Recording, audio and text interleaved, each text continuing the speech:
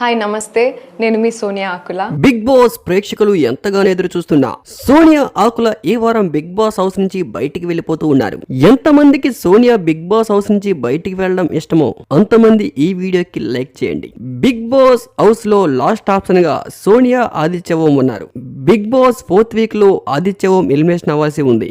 సోనియాకి voting తక్కువ రావడం and negativity చాలా ఉండడం, దీంతో బిగ్ బాస్ టీం ఖచ్చితంగా ఈ వారం సోనియాని బయటికి పంపించేయాలని డిసైడ్ అయ్యారు. కానీ ఇక్కడ ఒక ట్విస్ట్ ఉంది. అది ఏంటంటే మళ్ళీ Sonia 8th or 9th week లో రీఎంట్రీ అవ్వబోతున్నారు. ఇప్పుడు ఎందుకు బయటికి పంపిస్తున్నారు, మళ్ళీ ఎందుకు 8th or 9th వీక్ లో రీఎంట్రీ ఇస్తున్నారు అనేది. అప్పట్లో రితిక కూడా సేమ్ సిచ్యువేషన్. హౌస్ నుంచి బయటికి వెళ్ళిన 2-3 వీక్స్ కి రితిక మళ్ళీ బిగ్ బాస్ లోకి ఎంట్రీ ఇచ్చారు. అలానే ఈసారి బిగ్ బాస్ లో చాలా ట్విస్టులు ఉన్నాయి.